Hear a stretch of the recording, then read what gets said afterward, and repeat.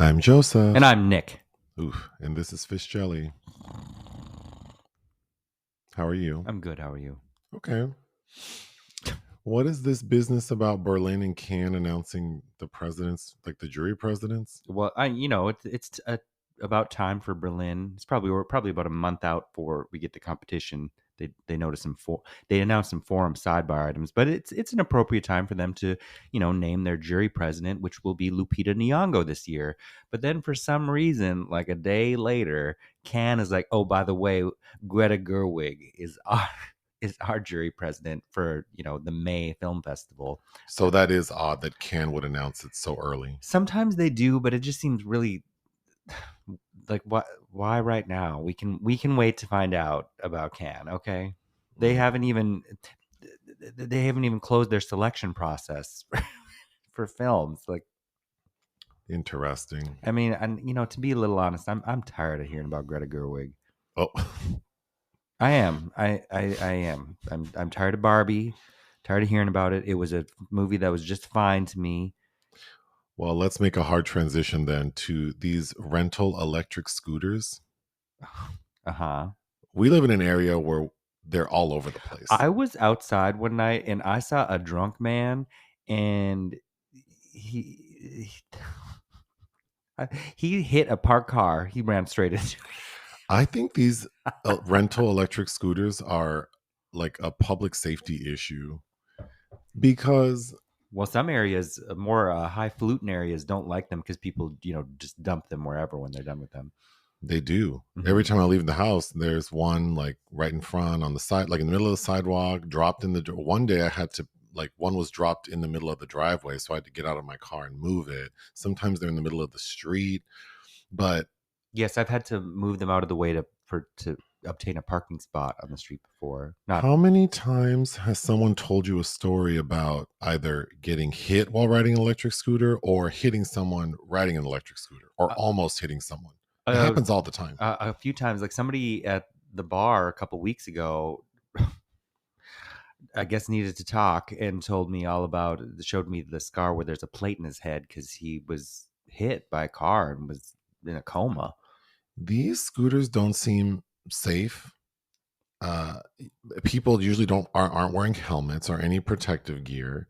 I don't know what kind of training a person needs to I think any asshole with a smartphone can rent one of these scooters.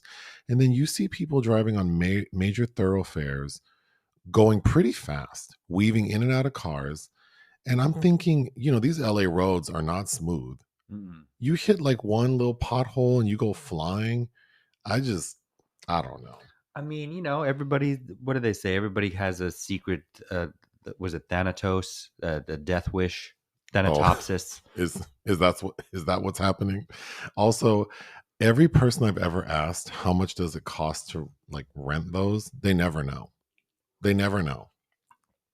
Probably and then I was trying to look it up. Statements or what? Well, I mean, I don't know. Every person I've asked, they say they don't know exactly how much it costs. They know what they get charged in the end, and then I was looking on the website of one, and they're not clear on the pricing. They say you need to download the app because it varies from city to city. What it sounds like is that you pay an unlock fee just to have access to it, which could be like $1, and then you pay per minute, like 39 cents per minute. Oh. That was an example I saw. So a 15-minute ride would cost you like almost $7. So it behooves you to go fast and sure. But also I'm thinking a 15-minute ride, I mean, so that would probably be like a $10 Uber ride then. Mm-hmm. So I guess I'd rather be in like a safer motor vehicle, sure, with like a carriage around me and some air conditioning. I don't know. Moving on, I also wanted to complain about the gym because I feel like people are so raggedy and they have no etiquette. Drag them. So first of all, the locker room at the gym I go to, there are like 10 signs that say do not use your phone to take pictures or record video in the locker room, for obvious reasons, because there are people in various states of undress, of vulnerability in the locker room. And when I tell you, every time I walk in there, which is usually to pee and wash my hands, there are at least like 5 people doing full on like video shoots. And it is so annoying. And y'all look so stupid. And yes, there are a lot of people who look like fitness models, so it's not like they look crazy. But it's just like you look dumb and But you look dumb. You look fucking basic. Okay? It's basic. Well, how many pictures or videos do you need of yourself So I can get likes on blah, blah, in the blah. in the same background? Like it just I don't know. Bye. And I see the same people doing it. That shit drives me crazy. Yep. Then I've noticed a lot, like I don't know if it's just like a time management issue or whatever, but I noticed a lot of people coming to the gym with like street clothes on, and they wear their street clothes working on the out. equipment. Yes, like khaki pants. No, They're, that should isn't that against the rules? well, this is my other complaint. The gym is not enforcing any rules. Last night when I was there was a man in like his work clothes, like I don't know how you refer to the like dress shoes, slacks, and then he was on the treadmill with no shirt on. Is that allowed? Running. Is that allowed? Well, he was doing it, and Okay. he was on there the entire time I was doing my cardio. So he was on there for a minute. That's crazy. Then you get people, I don't know if they can't afford a padlock or they don't feel safe leaving their stuff in their car, but they bring these big ass duffel bags in. Well, there are 2 scenarios. The first one is these people who bring in these big duffel bags and they don't want to lock them in the locker room. So they bring them onto the gym floor. Also, I'm pretty sure that's against the I'm rules. sure it is, but no one's enforcing it. So now you have all these assholes with these huge duffel bags like in the middle of the row between like equipment. So now that's a hazard. Then you get the other group of people with their bags. There are people who come in there with full on like roller bags. Like they're taking a 7-day trip somewhere. Mm-hmm. It's like a full production. This is why some people I think don't see results, because it's like you spend like I don't know. I would be so embarrassed to spend so much time and effort going to the gym and to look the way I do. That's why I don't ever really talk about the gym or my nutrition, because it's like I don't want people looking at me like that's what you look like if you do that. I don't think you'll get that reaction. But well, maybe not me, but you know, a lot of people talk like, I mean, how many times have you heard people say like, "Oh, I run 5 miles every day," and it's like, where? To McDonald's? Where the fuck you running? Like you don't look like. I mean, I do run. I don't get that reaction when I say it, but No. yeah, yes. Well, but you look like you are active every day. Mm-hmm. Yes, if you don't kind of, yeah, it's interesting. Don't stare me in my face and tell me how I shouldn't be eating whatever because this and that, and you look like Humpty Dumpty. Yes, but also I haven't had a gym membership since we first moved to LA. Yeah, I mean, I work out on the roof of our house, and I run, and mostly because it's so I don't have to be around other people. I work out on the patio because it's easier. Like I can literally just wake up or whatever I'm doing. You don't need to have a bunch of equipment. You don't need to have a bunch of shit. You don't need to have fancy clothes to get in, like, and act, like get your heart rate up, get moving, stretch, work on your flexibility, strength training. You don't need anything. I think the gym is a trap. But you know, it's a nice excuse. The other thing is it's an excuse to get out of the house. Everybody's motivations are different. I get that. Maybe you have a personal trainer there, but I also know a lot of gay men, and like we're friends with people that it's like they live in a building that has a gym, but they still want to go ogle boys at the gym. So it's like people have all kinds of reasons for going. I'm the type, like, I'm going in, I need to get something done. I don't want to waste time on parking. I don't want to wait for a machine. I don't want somebody asking if I'm done doing my set. I just want to go. I think it's okay to want to go to a gym, like if it motivates you to have a destination and see the people, and you know, the gym can be fun because there's music and it's just something to do. I enjoy going for that reason. Also, it's very inexpensive because through our health insurance, the gym I go to is essentially free. So it's very close to our house. Yes. You know, I'm very concerned about parking, and this gym has very nice, secure, covered, guard gated parking. So it's all a perfect storm for me, but I understand what you are saying. But my final gripe about the gym that I wanted to mention, the most important one, is There is one employee who cleans this gym, and I see her all the time. She must be full time because it seems like whatever day, whenever time I go, I see her. They have this lady cleaning during rush, like peak hours. So she's always there cleaning, and she's cleaning while you're using the equipment. So you could be on the equipment and she's wiping it down while you're on it. I hate that. Yeah. She's vacuuming in between the equipment. So the vacuum's hitting the equipment while you're on it. So it's always startling. But the thing that drives me the most crazy, and I will have it on record that I have sent emails to management twice with pictures, is that she uses the vacuum that has, like, you wear the canister as a backpack and then the attachment, you just use it on the floor. Like a custodial Ghostbuster. That's exactly what it looks like. And it's a corded vacuum, like it has a cord. One of those big yellow utility cords that's plugged into an outlet, and it's long. It's like, who even knows, 75 feet long. It's super long. This lady, that cord is tangled, like wrapped around equipment, across the floor, in front of the stairs. You know what? It's going to take one person to get injured, and that shit will get shut down real fast. I have taken pictures. I wish this were a video podcast right now so I could show the pictures I've taken. Literally, it looks like a booby trap. The way the electrical cord is in front of the stairs. Sometimes it's wrapped around the stairs. So as you're walking up, it's like Mission Impossible, like with the lasers. And I'm not being hyperbolic. If anyone goes to the Gold's Gym in Hollywood, you know what I'm saying, that this lady with this vacuum and this cord is wrapped around equipment. And so I have sent pictures to management, like saying, like, this is a hazard. Someone's going to trip and fall. Somebody that in a desperate hour one day is going to see what a golden opportunity that is for them. Shit, I've been thinking maybe I need to trip on this damn cord and fall down the stairs. It's just so crazy.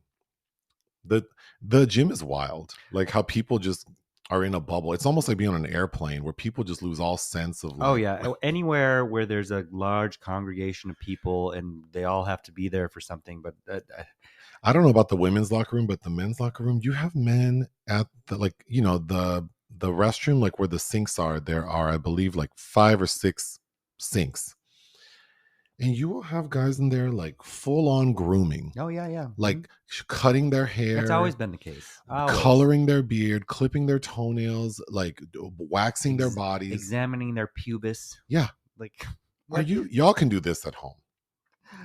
Yes. Y'all can do this at home. I can, yeah. I don't, it's just too much. I went on and on. Moving on to the restaurant section. We finally checked out this restaurant in Silver Lake called The Kitchen. I don't have room in my kitchen. That's a Serial Mom reference. I know that. Yes. The Kitchen, yes. Finally walked by it countless times. It's a restaurant like connected to Akbar, the gay bar in Silver Lake on Sunset and Fountain. One of my favorites. So I've walked by this restaurant so many times, and we finally went for lunch yesterday. On Saturday. What did you think of The Kitchen? I liked the ambiance. I thought it was very cute. As you said, it was a little expensive for what it was, but we both had cheeseburgers.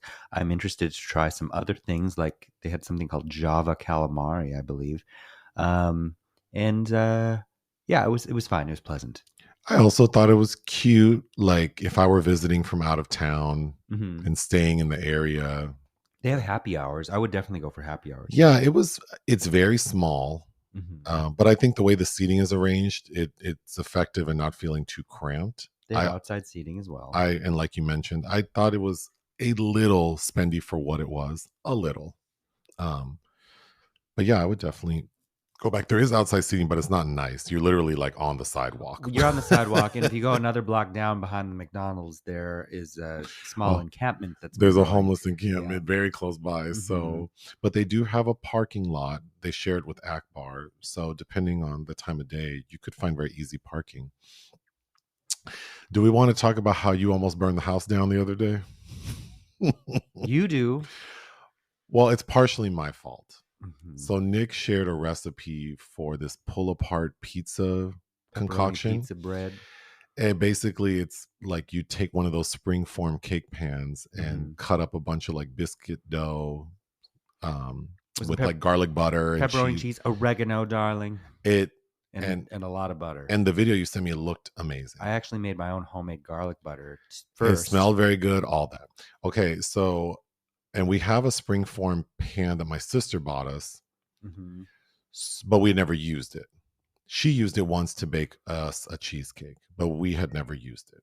So I'm very excited for you to make this thing, and we get the springform cake pan, and put all the ingredients in it, put it in the oven At 450, at very hot. 450, and I'm sitting upstairs in our bedroom, and the fire No, you alarms weren't. You were of the office. you were in the living room. Was I? Yes. Oh, I was in the Hmm. all. Oh, that's right. Anyway, all of a sudden, the fire alarm system starts going off, and it's super loud. And this house is 4 stories, Hmm. so on every level in every room, there's this like, Fire, and then fire. it's saying fire, fire, and in between the fires, this like piercing sound. And so I'm like, wow, that's not uncommon when something starts to smoke. But what we didn't realize is the springform pan is not like airtight. I should have known better. So as the butter was melting, It felt like liquid, it yeah. was just dripping out of the pan onto the bottom of the oven, and that was burning and creating an enormous amount of It was smoke. billowing. I mean, it was alarming. So of course, I turn on the air conditioning, open up all the windows, and I mean, it was just getting worse. Yeah. I even went outside, and it was very loud outside. Yes. But it was burning my eyes. Like Yeah, it was burning my eyes too. and But we didn't know. Now we do. I put the cat in the car. We had to put the cat in the car because the sound was too loud, and Well, I didn't want her to inhale the smoke I didn't want her to die from that. from that. But what did you think of? So we actually did get to eat it. We had to finish cooking it in our convection like counter oven or Yeah. whatever. But It was good. And now I know next time I use the springform pan. yeah, I also made that same day a rum bundt cake. which you were inspired by one your mom used to make when you were a kid, Mm-hmm. and you weren't exactly happy with what you made. I actually loved it. It's fine, but it's not what I wanted. The You flavor wanted and something the more texture dense my and mom had. moist, and yeah. Because hers was like a real wet cake, and you could taste that rum. I would have you make this again. I thought it was perfect because it has the texture and taste like an old-fashioned glazed buttermilk donut, The glaze is really good, which is my favorite. Sure, yeah. It was ended up being very cakey. It's the perfect like thing to eat with coffee. Sure. So you could definitely make that again. But yeah, I'll probably ask her if she remembers how she made hers. But And then lastly, after I talked about the holiday drinks from Starbucks, I got a couple of messages about wanting to hear me talk more about Starbucks. And one person I believe works at Starbucks. So I thought it was interesting. So like if we had Starbucks stories, I don't have any. The first thing I think of when I think of Starbucks are homeless people. oh. It's true. There is a Starbucks I love sitting in. It's a Starbucks Reserve in Echo Park. But that's mainly because if I don't like the vibe that day, there's another place I can go to, like for options. But I usually don't like sitting in Starbucks because there's a bunch of people camped in there. Yeah. What I was going to say is I usually think whenever someone says like, "What are you doing?" and I say, "Oh, I'm getting coffee," they go, "Where?" And I say, "Starbucks." They act like that's trash. Like they would never. Like, why don't you go to A mom and pop place? a mom and pop place where they serve nice coffee? Sure. But sometimes you need things fast. I don't know. Well, two things. First of all, I drink McDonald's coffee almost every day. You do, and I don't really like McDonald's coffee. And I like McDonald's coffee. And with the app, when there is a coupon, it's 99 cents for any size. And so I like that. Sure. But also, if I'm a very busy person, very busy, very important, and I'm in a rush. So I like that I can order this shit on my phone, pull in where there's usually parking and a bathroom, grab my shit and go. I do like mom and pop places, but then in LA, if it's a trendy place, I gotta compete for a goddamn comfortable seat with all these other motherfuckers. Ugh, like it's a hard balance to find that hole in the wall. I do like good coffee, but if I'm on the hunt to sit somewhere, it's more about space and comfort than it is the coffee. We did discover a mom and pop coffee shop yesterday called Friends and Family, I did like that. which I did think was nice. And the people we met there had other recommendations that I'd like to check out in that area because it's on Hollywood Boulevard, and I never want to stay anywhere on Hollywood Boulevard. But I was surprised at how cute that was. Yeah. Moving on, there was a question for Nick. What is your issue with Green Book, the movie? That it was made for white people, old white people. I didn't. The Viggo Mortensen character, I cannot stand in that. I'm happy that Mahershala Ali The has movie is about 2 Oscars. Mahershala Ali being a driver for this white man in the 1960s. No, the white man is a driver for him. Oh, Hmm. and it's set in the Yes. 1960s. Hmm. I haven't seen it. So you're saying that, like, why are you saying that? It's just another one of those films that's meant to placate an older white audience into believing they're not racist if they, have these kind of distant, warm thoughts for black people. Is how I feel about it. It is nice to see a gay black character from the '60s. I think Mahershala does a great job. So it makes sense to me why he took that role, directed by one of the Farrelly brothers. I never remember how to I have to look up to differentiate between the two. It's either Peter or Bobby, but I didn't. Yeah, and that director has said that we made this for this audience, Mm. and it's like to have that win over like Spike Lee's Black Klansman, you know, Spike, who's famously Do the Right Thing wasn't nominated, but Driving Miss Daisy won that year. He's like, God, he's like, I always lose every time somebody's driving somebody around.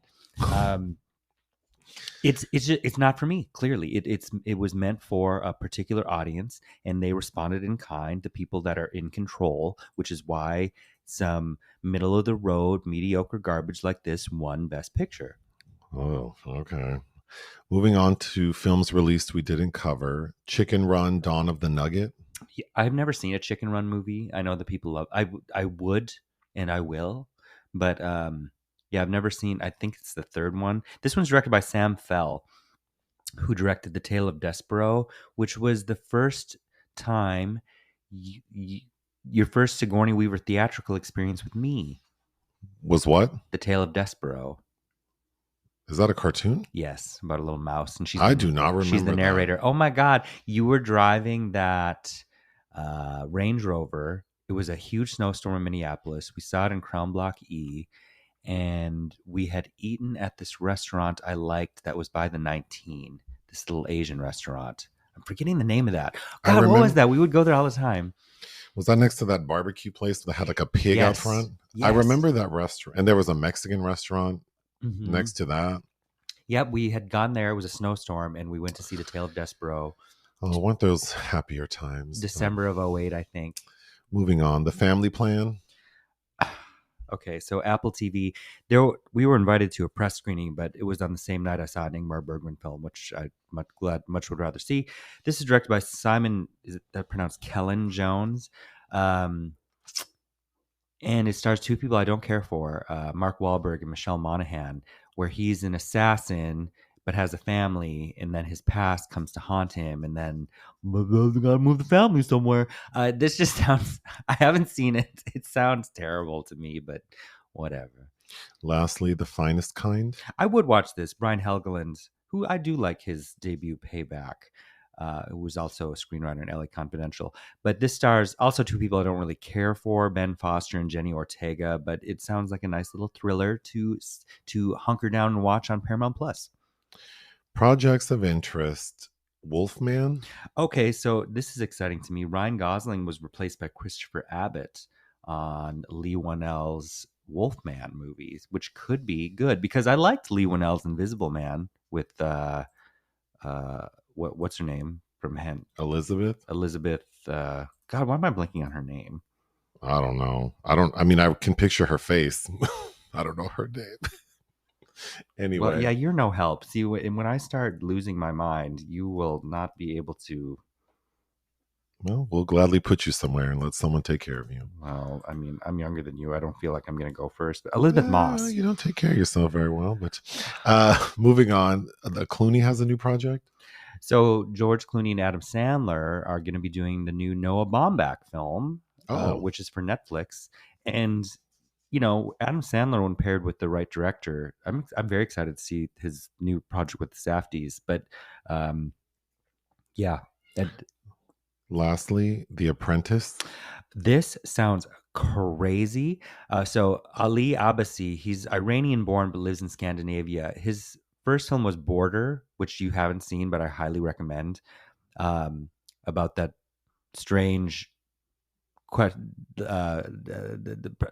it's about those border agents, but they look like animals.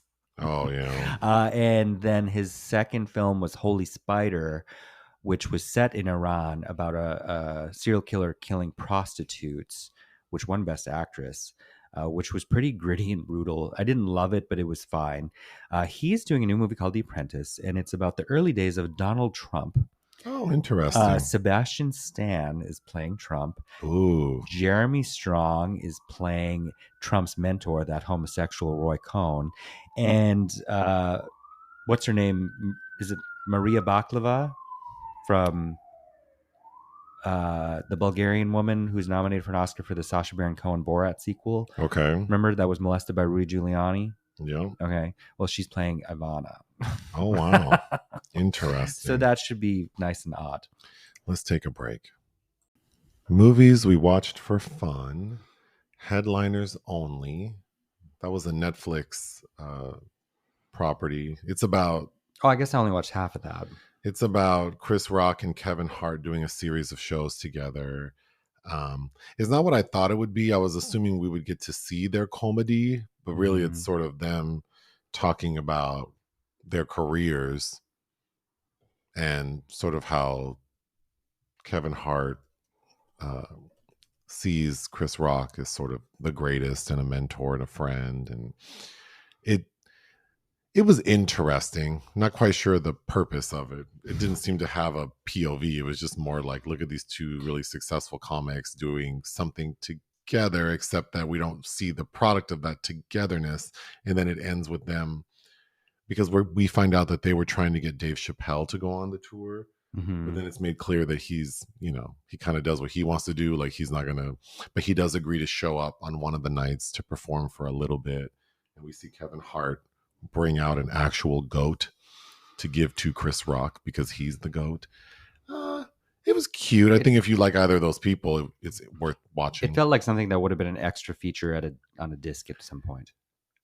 Yeah, actually, if they put out the actual concert of these two performing, I could see what we watched being a bonus feature of that.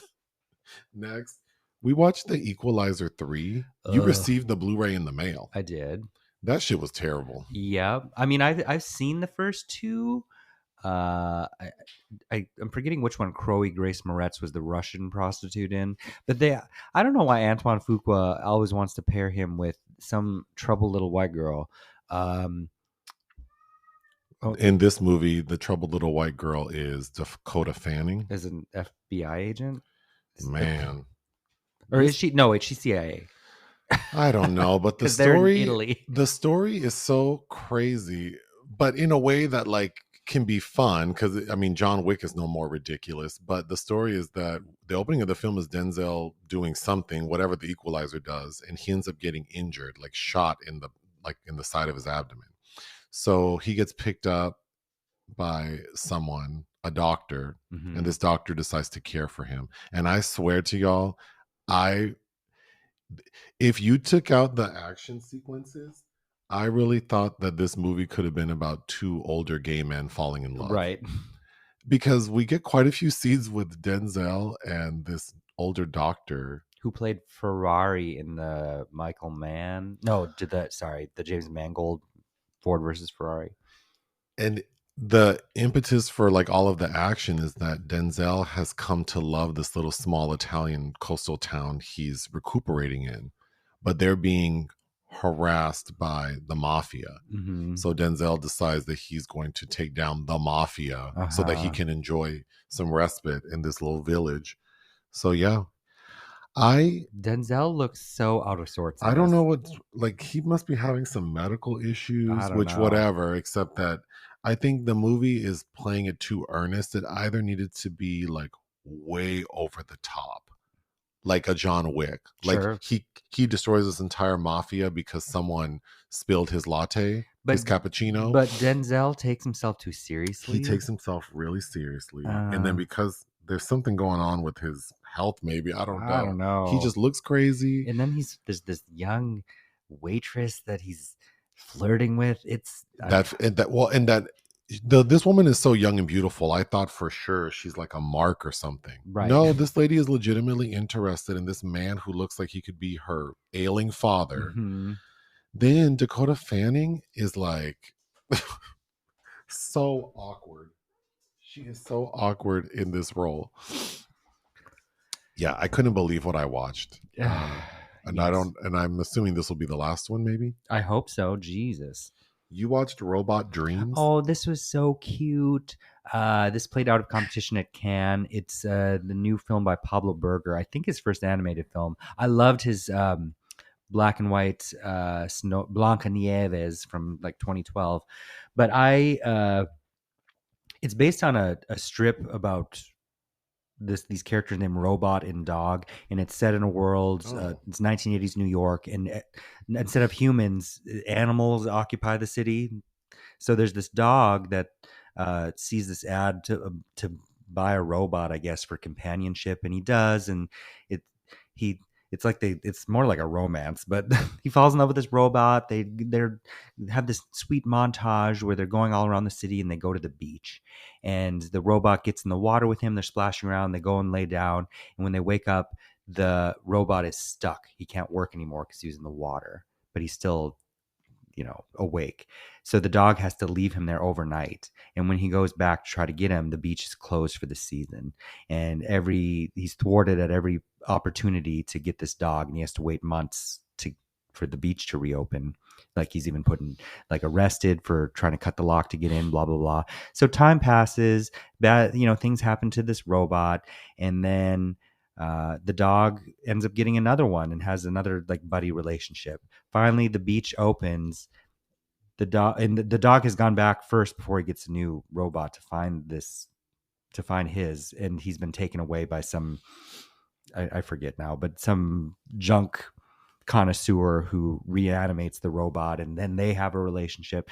But it's just really sweet and sad, and I felt kind of inert about it until kind of the cat's here to add her 2 cents towards the end. But it has I don't know, it's very sweet. she's come to attack us. And it made me discover this artist and song I never heard of called William Bell, whose song "Happy" is part of the soundtrack, which I really liked. Lovely. Strange Way of Life. Well, I've seen it before. I watched this. Yes, What is it about? the Almodovar short with Oh, with Pedro E- Pascal and Ethan Ethan Hawke. Hawke, where Hmm. they're like lost lovers who Hmm. reunite over Pedro Pascal trying to save his son from being arrested for murder. It's like 30 minutes. It's produced by Yves Saint Laurent, so it looks. I mean, I was reading people's critiques of it saying it's nothing but an ad for YSL. I don't think it looks like an ad because the clothes are just regular ass Yeah, cowboy it doesn't clothes. look to me. No.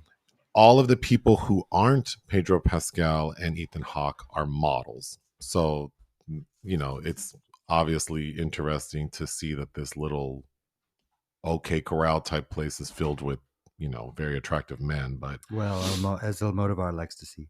I didn't care for it. You made a good point. Like, why not just make this a full length movie? I did think that the basic premise was really interesting. Um, but I don't think like someone else could make the movie. Like, not because it just felt I I think it would have been fun to see a movie about this sheriff in this, old timey town, and then this mysterious guy shows up, and it's not obvious to the audience that he's gay.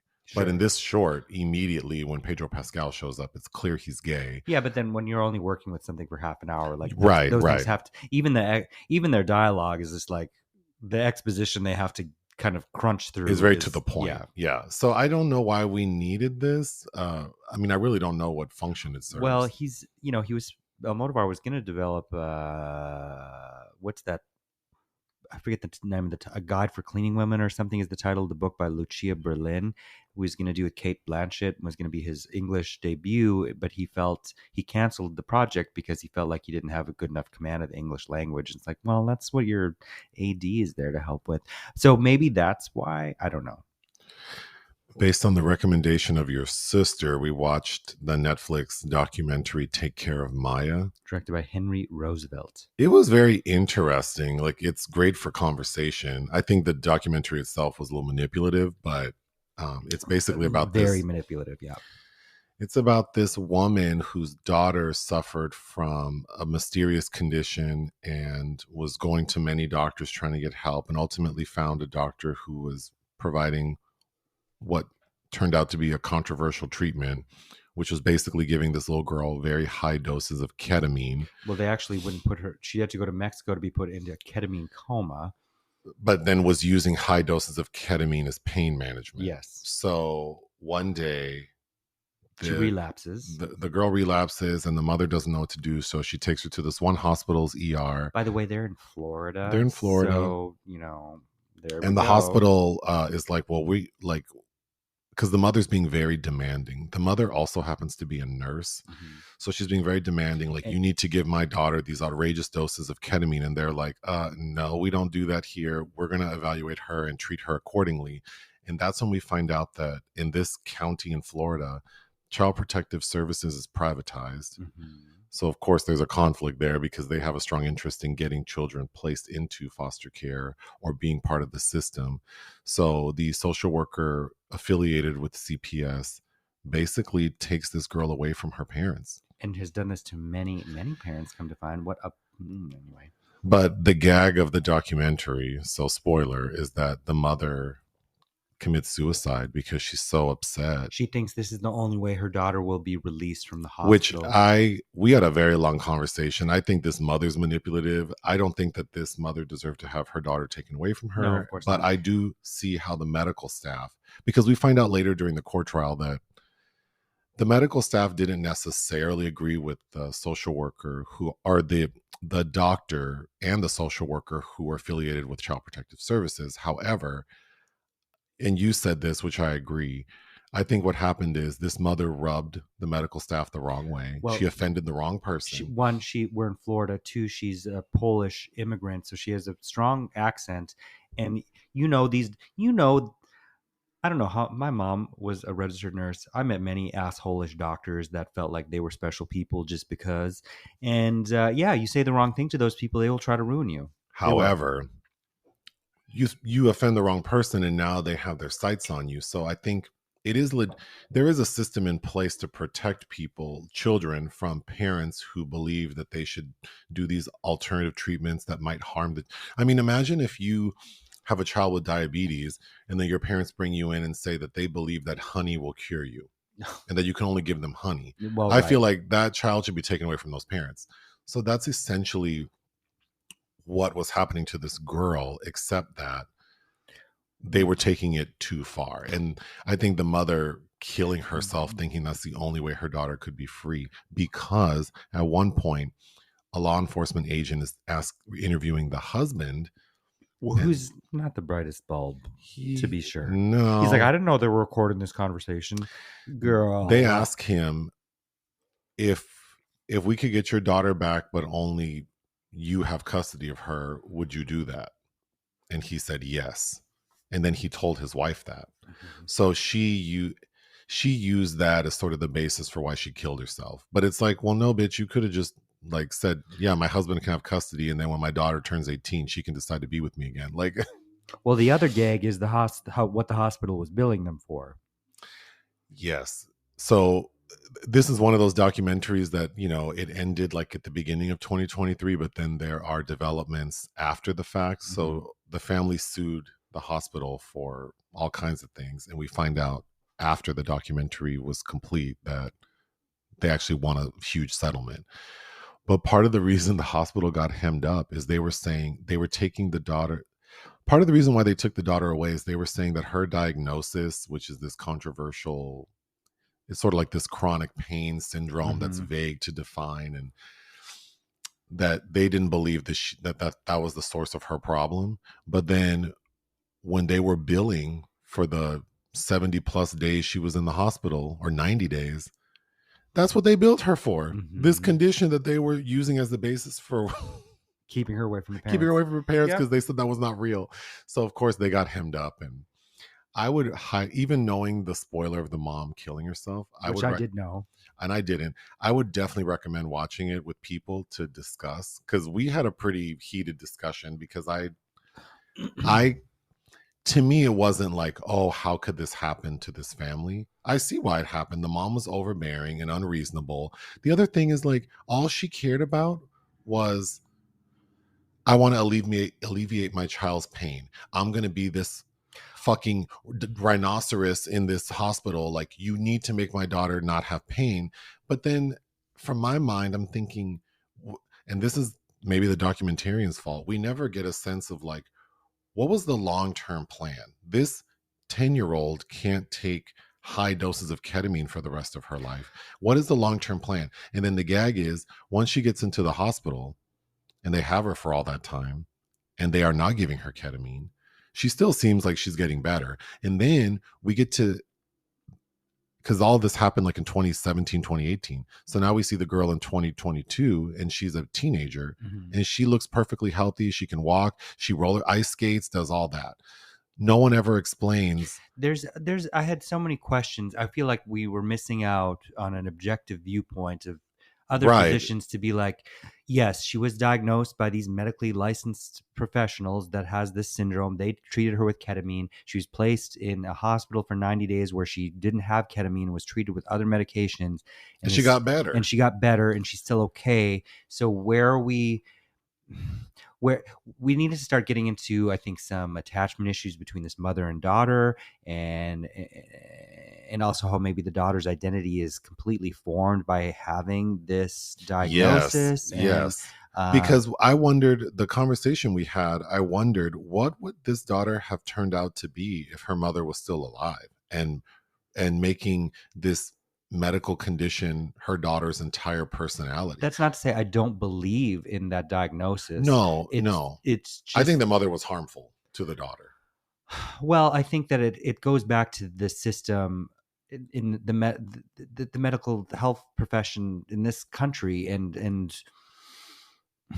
how uh, there's a real lack for sussing out things in gray areas, and there's it's very easy to slip through the cracks. And I think this was a case in point of that, where the court system doesn't care what happens to this little girl. They just don't want to be made to blame for making the wrong decision by putting her back in the hands Right. of potentially abusive parents. When the parents, I don't believe, are abusive, but also probably need a different kind of help Yeah. I agree with as you. like as well. I don't I, know. I agree with you, but I think a lot of things can be true. And I do feel like a big component of why what happened is this feeling people have of, like, I have to advocate for my family, my family. Like, I need But this. that's this I need, country. That's this country. and it's like you're being like, you're blinded by this obligatory, like, rage, when it's like, maybe your daughter, like, it's okay for her to be a little uncomfortable while we try to figure out what to Yes. do, but you just won't let her have an ounce of pain. You won't let her do I don't know. I think the fact that we're still talking about it means that it's effective. But like you said, I still had a lot of But it's just questions. like, the judge that said they asked this before the mother killed herself, asked this, Beata was the mother's name. Like, her lawyer asked if, you know, would you let her see her daughter? Could she have a hug? And the judge is like, no. It's like, there's no reason that she couldn't see her kid with that old crusty white lady in the room and give her kid a hug. There's there's I there's agree no with you. goddamn reason for that. I agree, but again, we have a system, and it's overworked, and But it's like things fall through the cracks, everybody's like you overworked, said. and it makes them want to be they're apathetic, and then it's like they're prone to cruelty, and it's like there's we can't forget, especially in these places, that we're dealing with humans. Sure. Yeah. Moving on, you've talked about this movie before. Menus, plaisirs, Menu les plaisir les trosco, trois gros. fagua. What? Trois gros. The latest 4-hour film from Frederick Wiseman, You watched it again? no, I'd never seen it, but it Oh, in the won. last podcast you talked about it. I did because it won best documentary Oh, out of the oh. from LAFCA. So how did you like it? Uh, it's a Wiseman film. It's 4 hours. It's kind of relaxing What's the watching. subject? It's kind of the process of this restaurant putting together a menu Oh, for patrons, a very fancy menu, and this, spending a lot of time with the chef and seeing kind of all of the thought that goes into making these dishes that are at a certain price point, and there are certain expectations, and in the days leading up to it covers kind of all aspects, like the people that are paying to be there ahead of time, looking at the menu and the preparation of all the food, the wait staff, it's pretty fascinating. It's just 4 hours. it sounds interesting. I actually think you would enjoy it. Next, Fanny and Alexander. Okay, so for the 40th anniversary, Lemley's had a one night only screening of this in LA, an Ingmar Bergman classic from 1982. So it's actually over 40, that I'd never seen. It's also a Criterion release, and it's actually kind of maybe a Christmas film, but wow, excellent. Just an excellent film. The Mother of All Lies. Okay, well, we're done talking about that then. The Mother of All Eyes. This is Morocco's submission for Best International Feature, directed by Azmeh El Moudir, which was in Un Certain Regard at Cannes, where I was about to see it and then decided to sleep in that morning. This was pretty interesting. It's about a filmmaker, a young Moroccan woman who creates this handmade set with her father of their town, their neighborhood from the early 80s, right before these infamous bread riots, which kind of affected her family detrimentally, and is kind of going into very personal things and also cultural connections with the country. But I'd recommend it. It's worth watching. This next one will be controversial. You watched Bring It On for the first time, Which and it was my first time watching it as yes, well. I'd never seen this. From Peyton Reed, who's directed the last 3 Ant-Man movies, so I'm already tired of his ass. And this movie has significance in my life because when I was years and years ago, I had a group of friends, and one of them, because we thought it'd be funny to give fake names at the bar, like when guys would try to talk to you and you don't really want to hear all that. Like we all had fake names, and my friend gave me the name LaFred. So I would often tell these bad talking to me, my name's LaFred. And then I had a fake phone number that if you dialed it, it basically said the person who you're trying to call doesn't want to talk to you. And then we learned watching Bring It On that LaFred is from that movie. Yeah, I prefer the name Janelope though. But what's your overall thought of Bring It On? It's odd what strikes into the hearts of many, because this film didn't really appeal to me. I thought it was really basic. I preferred something like Clueless. People talk about Bring It On like it's like a Mean Girls or a Clueless. I thought this shit was whack. It feels pretty toothless. The cheers are whack, and then I think the difference between, because East Compton High is sort of the black cheer squad led by Gabrielle Union, that the white cheer squad, the Toros, led by Kirsten Dunst, stealing their cheers. Yes. So I was expecting to get some HBCU Beyonce homecoming level cheerleaders. Nah. They were all whack to me. Well, the white people that created this weren't about to go that far. Just like there's a lot of homophobia that's like, this is completely normal. Can we talk about the homophobia? Because they use the F slur numerous times. This is like watching films from the 50s or 60s where people are, or well, more like 60s and even 70s, where it's just like, hey, N-word. It's like, it's so stupid because the one guy who gets the brunt of it is like one of the male cheerleaders on the Toros, and he's clearly not gay. The film makes a point to show he's not gay because there's like a audition and he's lusting after the girls, and he doesn't act gay. He's just a male cheerleader.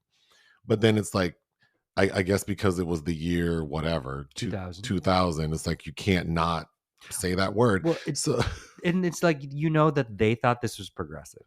because at the end of the film, the one cheer guy who clearly is gay, we see him meet another guy at the cheer competition.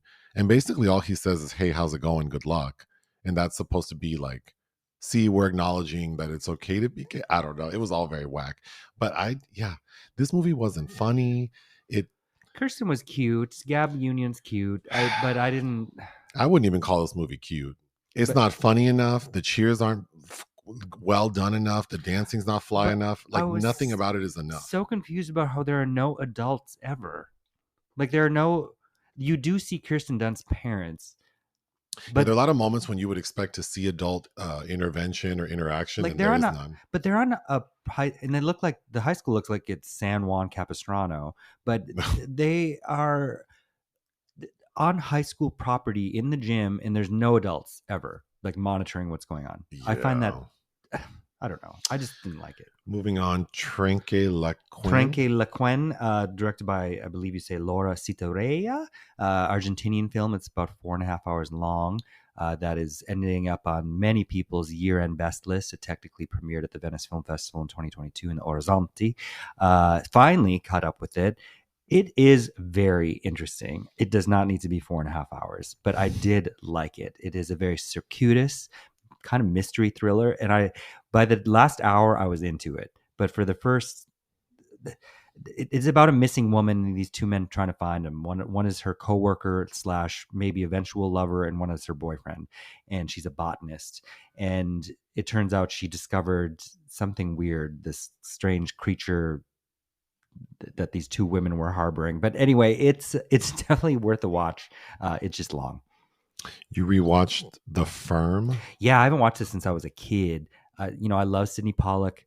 I forgot what a great cast this film had, but it's it's a good thriller. It's a very good thriller. I remember reading the book. I had a short John Grisham phase in elementary school with this and The Pelican Brief and A Time to Kill.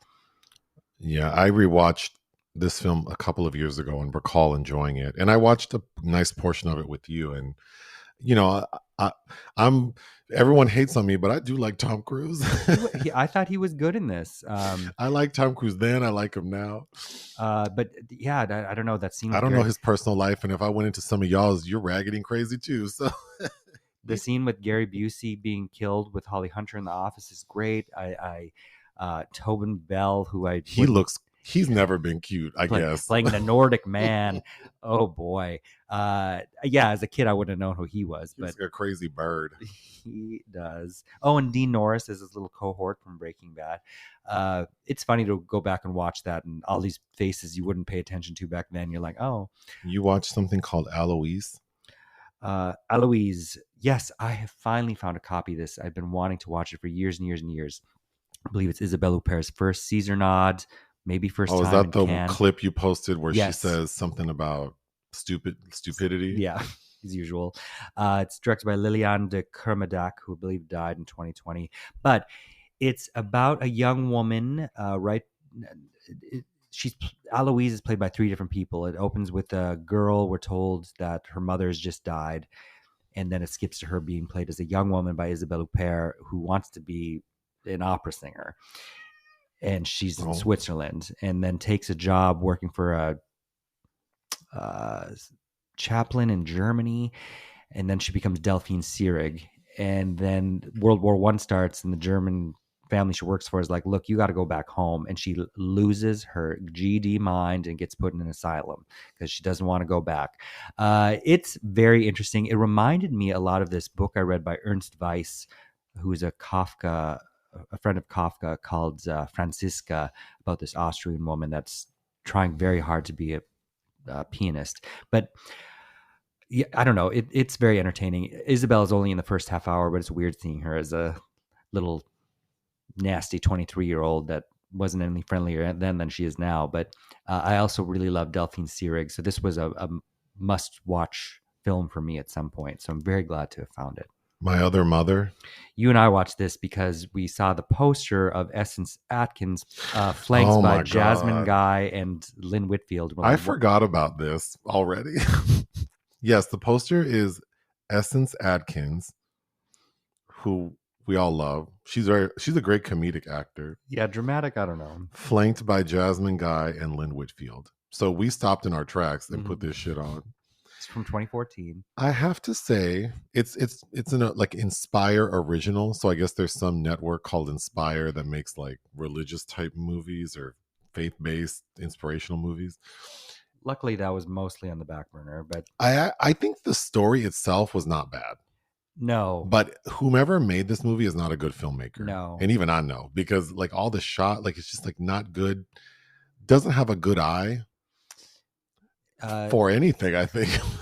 No, Lynn Whitfield executive produced, and I think she gives a good performance. She shows up later in the film. Jasmine Guy is styled like she is part of some autumnal wreath, Or she could have been like in juniper Return to berries. Oz.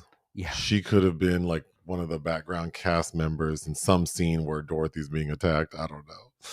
We need to take another break. We had one last film we watched for fun, Nick of Time, starring Johnny Depp. yep. Which I haven't also seen forever. Directed by John Badham, who's known for Saturday Night Fever and War Games, but in the '90s had a string of these kind of B grade thrillers. It was okay. It's one of those films where there's like a timer, Mm-hmm. like the protagonist has 60 minutes to complete a task. So as the audience, we're watching the film in real time. Mm-hmm. I Johnny Depp is great on screen. His character is such a wet rag, though. But but that's what makes this kind of movie fun because as the audience, we're like, I would have done this, I would have done that. Right. And to me, that's fun to sit there and be like, oh, hell no. But I think Christopher Walken is a lot of fun. He's always fun. I mean, in his little sidekick played by, what's her name? Roma Mafia. Whose hair always bothers me. I know, but She needs to get her shit together. She's kind of entertaining as a murderous woman.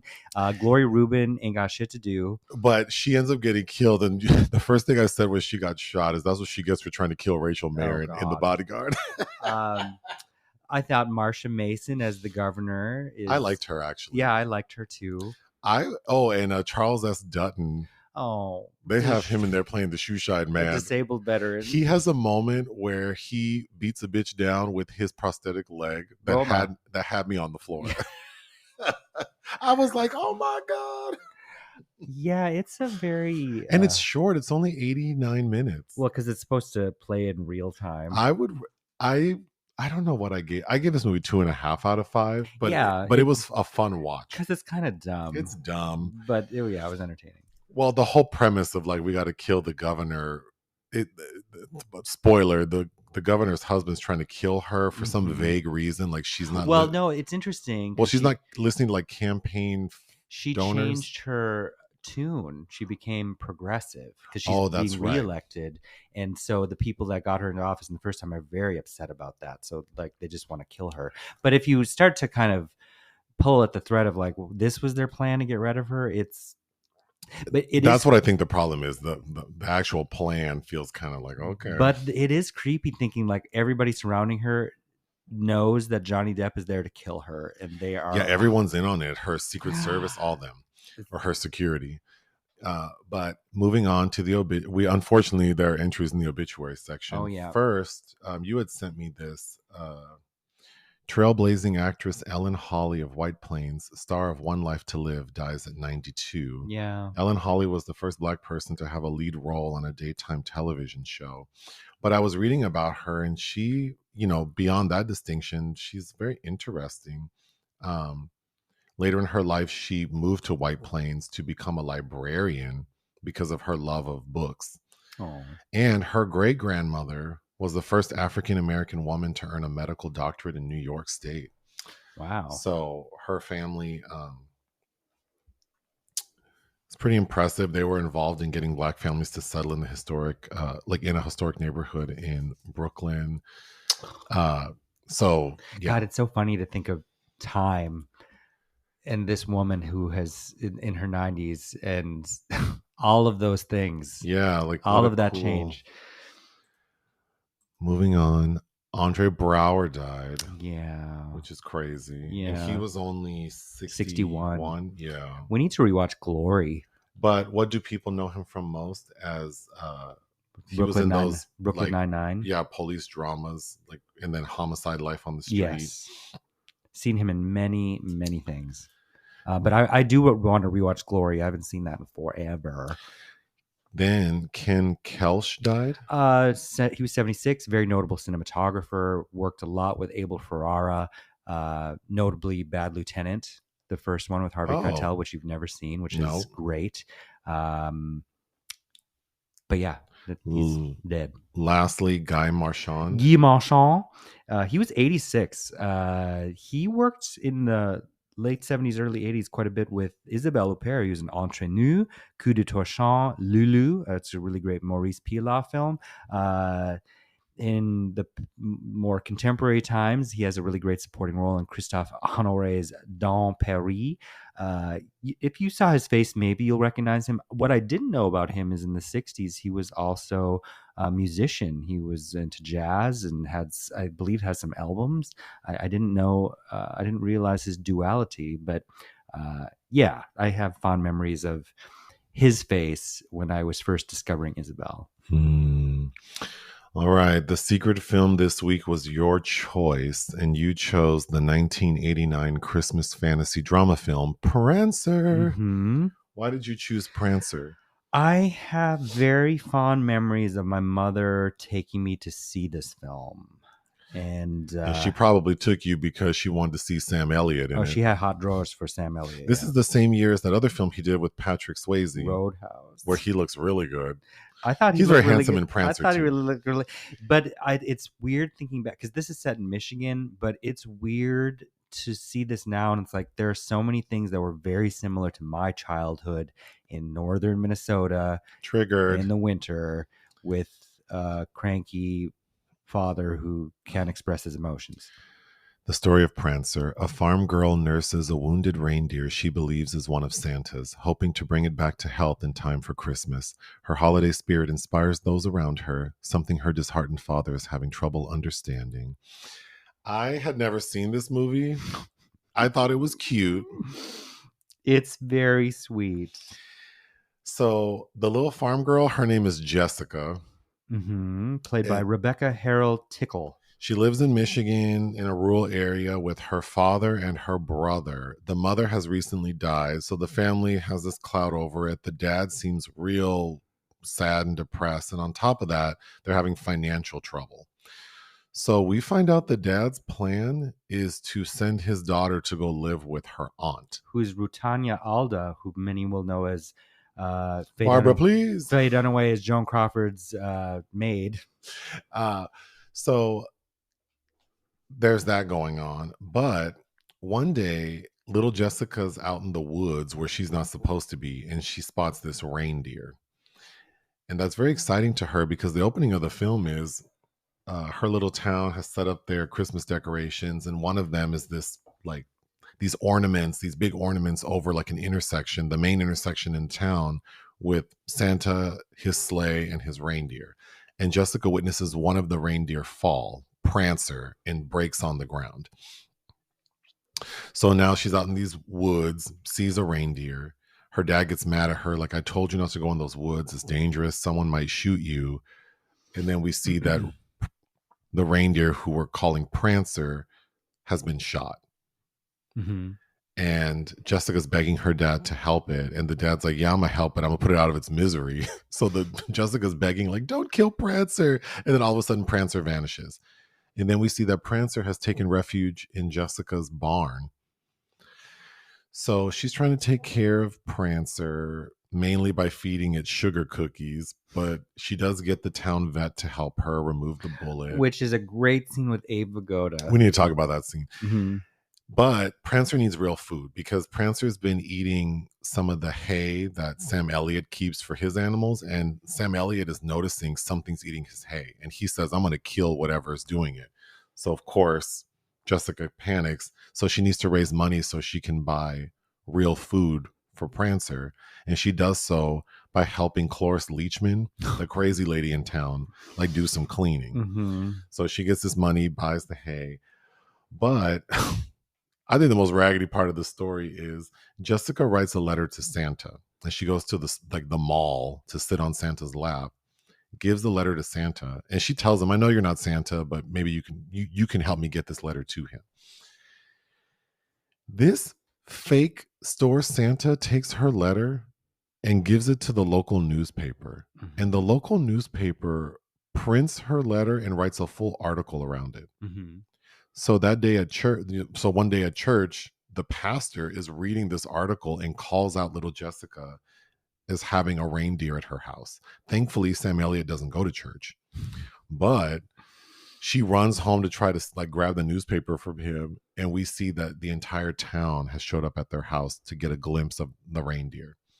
So of course he freaks out, gets mad, sells the reindeer. To Mark Rolston from Aliens. Oh, and also that Santa that did this to her, that is Michael Constantine, who is the head. I know this is not a uh, nomadic person because we can't say gypsy anymore. In the movie Thinner, the one that has that line that I love, "Die clean, white man from town, die clean." So Jessica goes to try and rescue Prancer from its cage, but she falls out of a tree and hurts herself. So she has to go to the hospital. She goes back home, and now she's despondent. She doesn't care about Christmas. She won't talk, eat, whatever. And that's at the end when the dad realizes like that he needs to do a better job. Mm-hmm. He needs to get over his bullshit and take care of his kid. And then he tells her, "I bought back Prancer." And then I was a little vague on this too, because he buys back the reindeer, but then it seems like with the sole purpose of releasing it back to the wild, maybe. Yeah. But then when they do, Well, Jessica. because she has a plan that she wrote in her letter to release it on Antler Ridge so Santa could come get Prancer. Oh, okay. So it does make sense. Yeah. So they go and release. The reason I was confused is because when she releases it, she's acting like, "Where are you going?"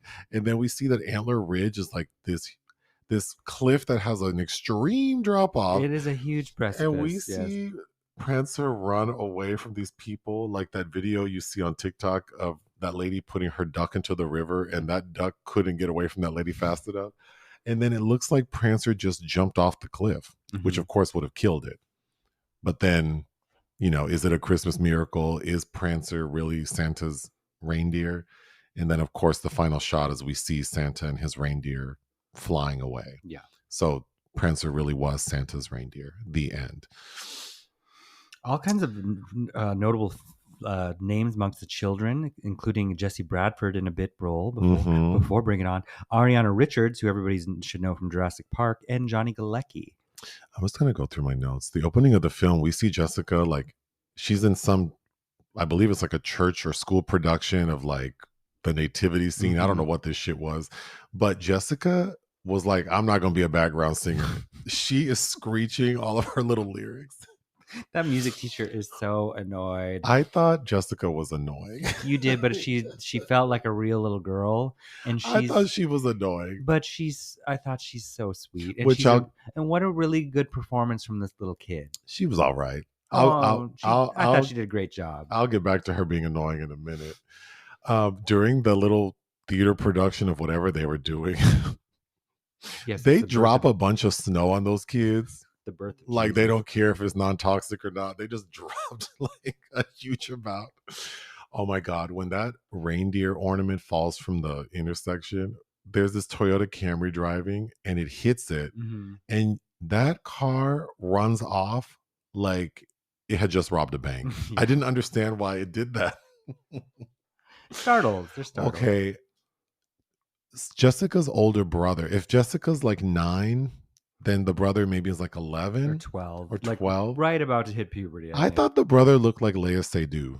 Sure.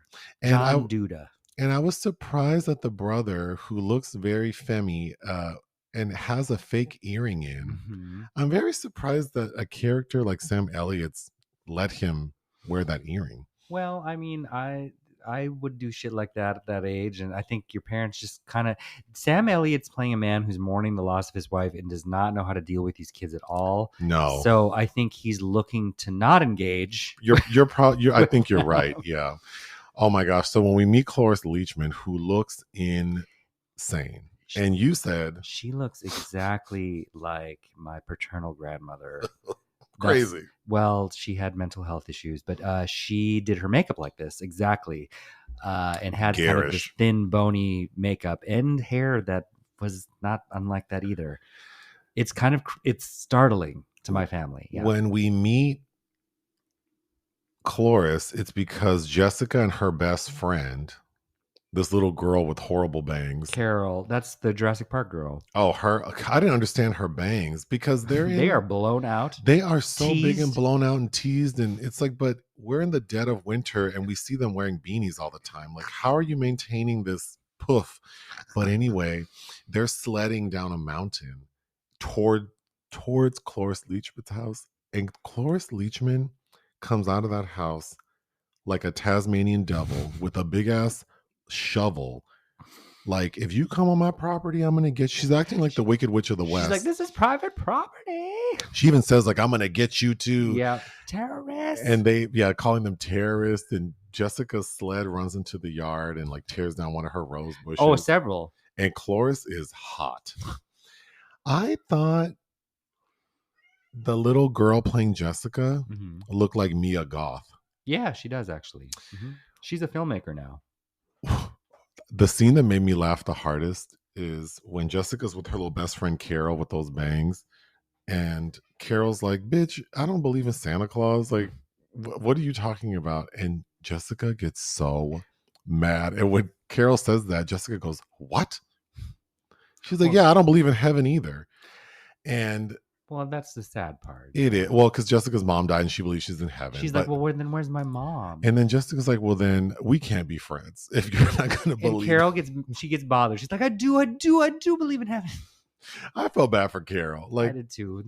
With this controlling. Trying to be friends with controlling, annoying girl who believes in magic. But, when Jessica finds out that her dad wants to send her away and she's begging him if she can stay, they're sitting in the truck. I thought she sounded like an adult woman whose man is trying to leave her. Oh boy. And then I thought, I bet when Jessica grows up, she would be the type of lady. She would be the type of woman who thinks she can fix a raggedy ass man. Well, because the family dynamic is she's completely ignored and left to her own devices. So yes, I could see that happening to her too. But I have hope for her by the end of the film. Okay, the best moment in the film is when Jessica goes to get the vet, played by Abe Vigoda. And he is not trying to fool with this girl. Everyone thinks she's annoying. And he is just like, no, bitch, I've been up all night dealing with cows and horses. I don't have time for your shit. And she's begging him like, please, please help me. And he comes over and sees that reindeer. And he's like, you tricked me. Yeah, and he's about to drive off. And he's about to drive off. Like, he's pulling out of the driveway with Jessica hanging from the truck. And he's talking all kinds of shit. I thought that was hilarious. But what's so good about the scene is also what she says to convince him otherwise. Like, she gets him because her mom has died, and she's said something about how doctors are liars and can't do shit anyway. Yeah, so he's like, okay. Fuck. And then when he does finally help her, Jessica tells him, history is going to love you for this. She does have some cute lines. She's like, isn't Prancer beautiful? He's like, it's a cow with antlers. Okay, so now that Prancer's on the mend, Jessica's doing everything she can to help. But this is after her dad told her, like, bitch, as soon as your auntie gets here, you're going to go live with her. So I guess I didn't understand if, since Jessica's so smart, shouldn't she be on her P's and Q's if you've already been told, like, you're on the way out? Like, why are you aggravating your dad more? But her dad is also operating in a way that he's not following through even with punishment. So I don't know. I think she's so upset. You know, when you're a little kid and you have this kind of magical secret, I can see her not thinking straight as well. When Jessica goes to sit on Santa's lap, he goes, you're kind of heavy to sit on Santa's lap. So now she's going to have body issues. She's going to be the type of lady to try to fix broken men, and she's going to have body issues. Yeah. So when Jessica goes to Cloris Leachman's house, she goes with the intention of trying to make some money. And Cloris Leachman says, well, because Jessica offers to clean. Mm-hmm. And Cloris gets excited. So you know it's some bullshit if Yeah. she's excited. And then she takes her up to the attic and wants her to do all this shit for $5. But Jessica has no choice. So Because she needs money to buy oats. yeah, when Cloris goes back up to check on her, she brings her some cookies, and all of a sudden Cloris is in a good mood. And then she sees that Jessica has hung up a bunch of Christmas lights. Mm-hmm. And this was a line of dialogue that made no sense to me, because Jessica goes, well, why don't you hang your Christmas lights up anymore? You used to do it all the time. And people would come from miles And people come from miles around. But this girl's like 9 years old. And the way Cloris looks and acts and the way condition of her house, you would assume that she hasn't hung up her lights for years because of some trauma. But in a small town like this, people would still talk about stuff. So this little girl, I thought it was weird that this little girl seemed to understand like the history of this woman's holiday decorations. Sure. But then when Cloris sees her lights, then she goes, okay, well, you can hang them up. And so they hang them outside. And Cloris, what gets me about that is she has this little girl on the top of her big she roof. really did. She had this girl on the top of the house, like hanging lights, and then she ends up giving her $15. She's like, you did $15 worth of work. But what gets me about that scene is, Cloris clearly has gone through something in her life and is all alone. And you don't need to know what, but you know exactly kind of how this woman's probably feeling. And then Jessica gets that money and she tears off. She's like, wait, come back from milk and cookies. And she goes, I have something important to do. And that I know, I felt bad because she was like, well, damn. Cloris wanted company. And it's like, oh, it's just sad. Sam Elliott sold Prancer for $200, which was a lot of money in 1989 money. Yeah. And then in a rural area, I kind of felt like, I mean, I wouldn't have been mad if he sold Prancer. When Jessica finds out her dad sold Prancer, she decides to run away, and her brother Leia Seydoux is trying to stop her. As she tells her brother, with Prancer gone, there's nothing left for me in this town. Oh, but isn't it sad that this little girl felt that way? I have no feelings, but it's funny to me. Okay, but so, that's a very touching scene too, because her brother says, he does love you, yeah, I do care about you're you. Right, it is. But getting back to Jessica being like a fastidious little girl, the community, so we're told that they want to have a party for Jessica because everyone finds out that she's despondent after her reindeer leaves or gets sold in her accident, even though the reindeer is sold to a local man who has it on display. But she hurt herself trying to free she it. Did.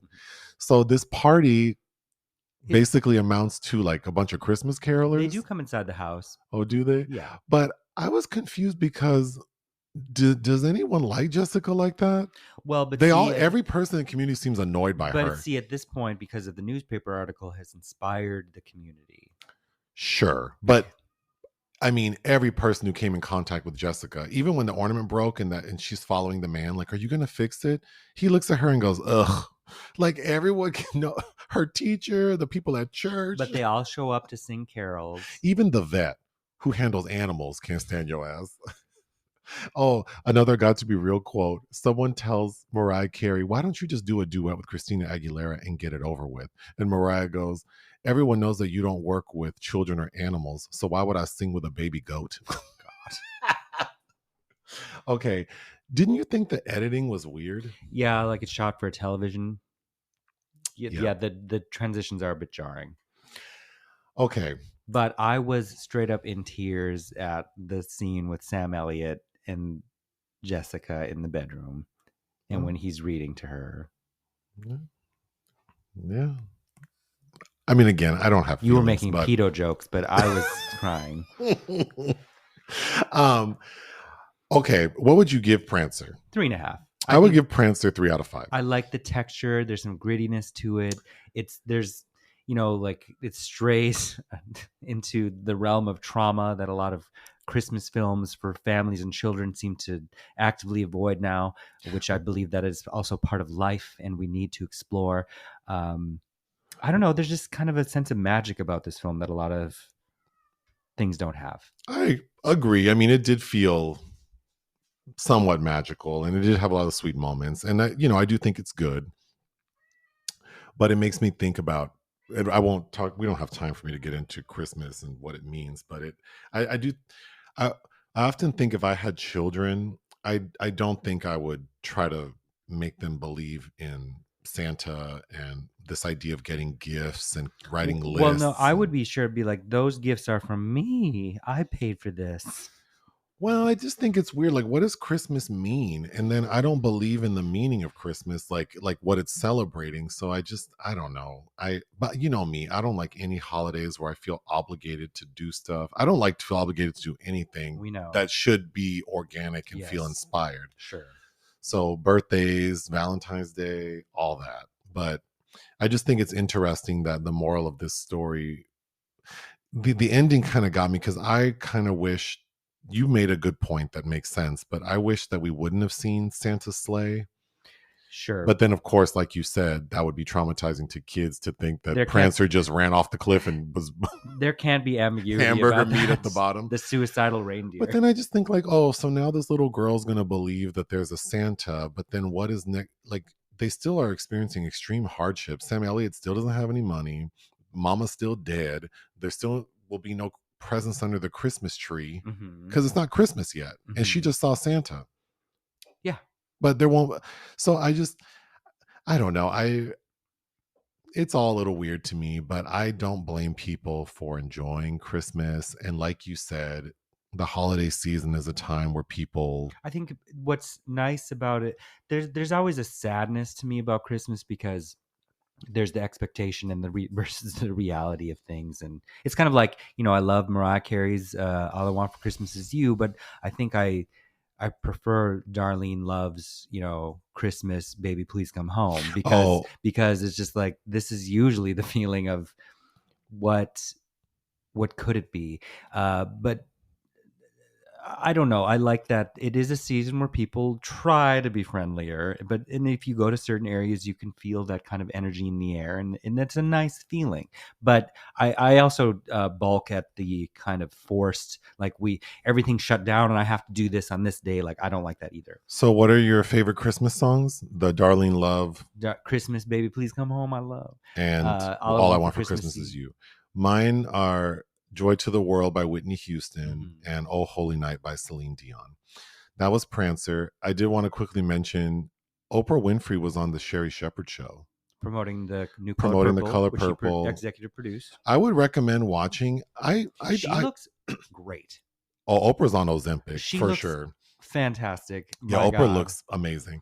But, I have to admit, as much as I couldn't stand Sherry Shepherd on The View, and you made a good point about probably why, I really do like her daytime talk show. I think because she was surrounded by women who are arguably more equipped to make their dumb arguments, Sherry just always seems so stupid. But now that she's free to just be a bubbly, positive person and tell her little jokes, I really like her energy. And it's a stark contrast to Wendy Williams, who was pretty negative and nasty, but which is entertaining too. But we only have like 1 minute left. I wanted to say people should check out the interview, because it's kind of remarkable that in the history, I mean, I grew up watching Oprah, and Same.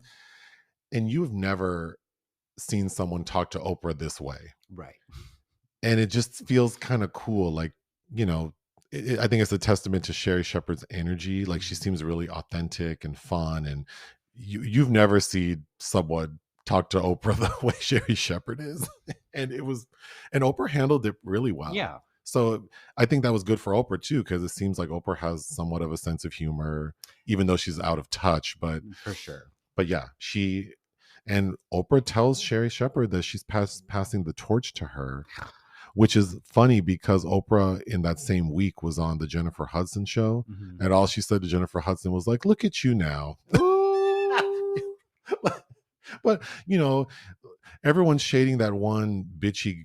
There's some guy whose name I don't even bother remembering, who's become famous for making really, really nasty comments about celebrities to get to have these clips go viral. But he has that one clip where he's like, "We all know Jennifer Hudson's illiterate," and she's not the brightest bulb. She's not illiterate. I'm not saying she's She reads literate, scripts. Hello. She but she scripts. I don't think Jennifer Hudson is a good talk show host. I think she's coasting right now because most of the people on her show are fans of hers. Like they know her. Sure. It's kind of like Kelly Clarkson. People Mhm. know her and like her. So her interactions with her guests are usually very favorable. Mhm. I think Kelly Clarkson is more capable of having a conversation. I don't think Jennifer Hudson is very good at that. She doesn't bother me. But she's lovely. But yeah, check out Oprah and Sherry Shepherd. We need to end the podcast. What are you reading right now? I'm about halfway done with Marnie. And we have a bunch of videos dropping this coming week. And a couple things to see. Yep. Yeah. So it'll be busy. Week. Aquaman. Anything else? No. Ta-ta.